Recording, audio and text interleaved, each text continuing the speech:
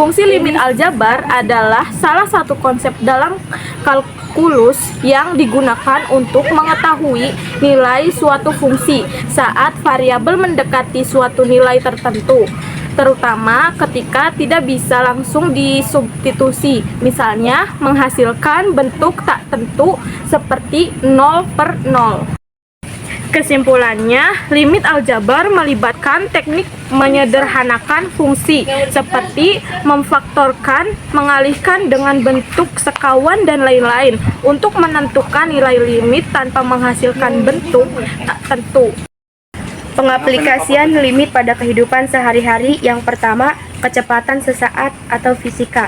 Ketika kamu naik mobil dan melihat sepeda motor melajukan 60 km per jam, itu bukan kecepatan rata-rata, tapi kecepatan sesaat.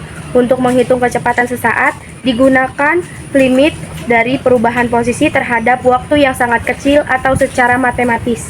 Yang kedua, pertumbuhan penduduk atau bakteri. Dalam biologi dan ekonomi seringkali digunakan fungsi yang mendekati nilai maksimum tertentu. Misalnya populasi yang mendekati kapasitas maksimum lingkungan. Yang ketiga, ekonomi. Marginal cost revenue. Dalam ekonomi, biaya marginal. Marginal cost adalah biaya untuk memproduksi satu unit tambahan. Ini dihitung menggunakan limit. Yang keempat, teknologi dan komputer.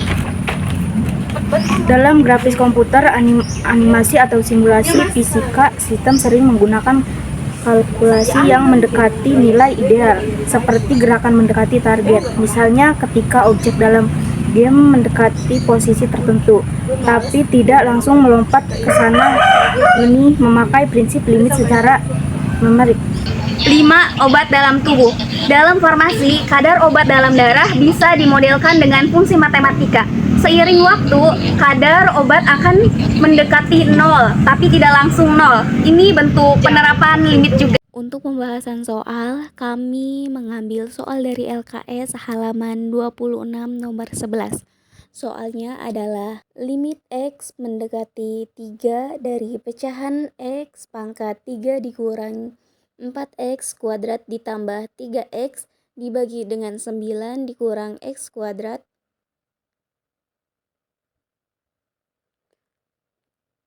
Pada bagian atas, X pangkat 3 dikurang 4X kuadrat ditambah 3X sama dengan 3 pangkat 3 dikurang 4 dikali 3 kuadrat ditambah 3 dikali 3 sama dengan 27 dikurang 36 ditambah 9 hasilnya adalah 0.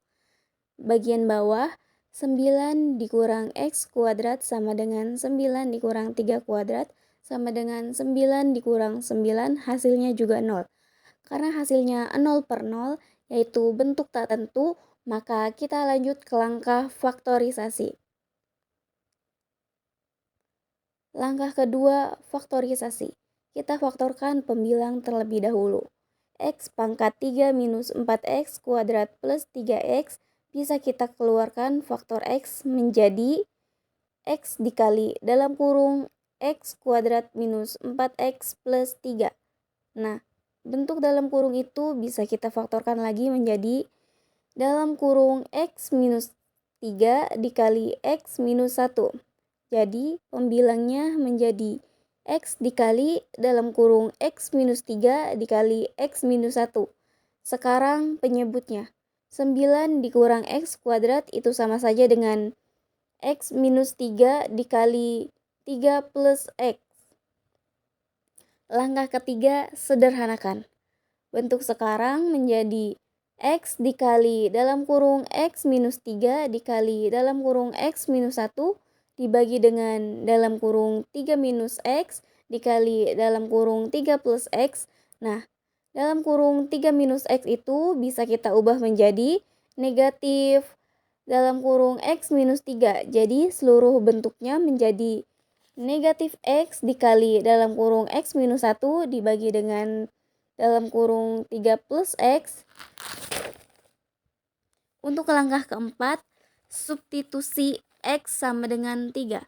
Sekarang kita masukkan X sama dengan 3 ke dalam bentuk yang sudah disederhanakan. Negatif X dikali dalam kurung X minus 1 per 3 plus X sama dengan negatif 3 kali dalam kurung 3 minus 1 dibagi dalam kurung 3 plus 3 sama dengan negatif 3 kali 2 dibagi 6, hasilnya negatif 6 per 6, yaitu negatif 1. Kesimpulannya, jadi nilai dari limit ini adalah negatif 1 atau minus 1. Jawaban yang benar adalah opsi B. Pembahasan soal berikutnya, kami mengambil soal dari LKS halaman 26 nomor 12. Soalnya adalah limit X mendekati 4 dari pecahan 3X kuadrat dikurang 10X dikurang 8 dibagi dengan X kuadrat dikurangi 6X ditambah 8. Langkah pertama, substitusi langsung.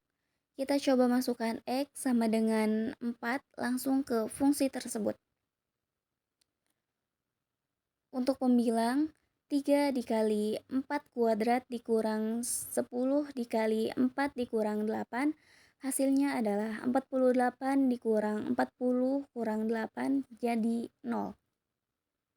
4 kuadrat dikurang 6 dikali 4 ditambah 8, hasilnya adalah 16 dikurang 24 ditambah 8 juga hasilnya 0. Karena hasilnya adalah bentuk tak tentu 0 per 0, maka kita harus lanjut dengan faktorisasi. Langkah kedua, faktorisasi. Sekarang kita faktorkan pembilang dan penyebut. Pembilang yaitu 3x kuadrat dikurang 10x dikurang 8 bisa difaktorkan menjadi dalam kurung 3x plus 2 dikali x minus 4. Untuk penyebut yaitu x kuadrat dikurang 6x ditambah 8 bisa difaktorkan menjadi dalam kurung x minus 4 dikali x minus 2. Langkah ketiga, sederhanakan. Setelah difaktorkan, bentuk limitnya menjadi, karena faktor x minus 4 ada di pembilang dan penyebut, kita bisa coret atau sederhanakan. Langkah 4, substitusi ulang.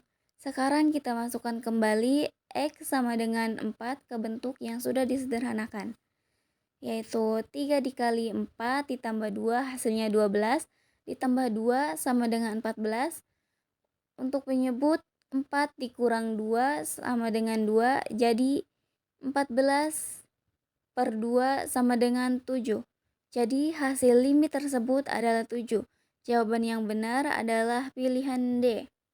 Untuk pembahasan soal berikutnya, kami memilih soal di LKS halaman 27 nomor 5.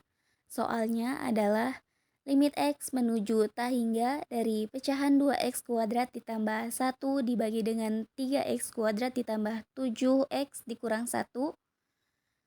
Langkah pertama, perhatikan derajat tertinggi.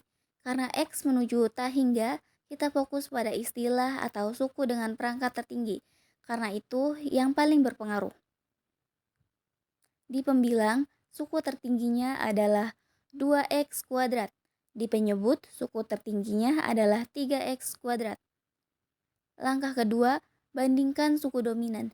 Jadi, saat x makin besar menuju tak hingga, bentuk pecahan itu bisa kita hampiri atau didekati sebagai 2x pangkat 2 dibagi dengan 3x pangkat 2, dan ini bisa kita sederhanakan menjadi 2/3. Langkah ketiga, kesimpulan. Maka nilai dari limit ini adalah 2/3. Jadi jawaban yang benar adalah B. Sekian dari kami.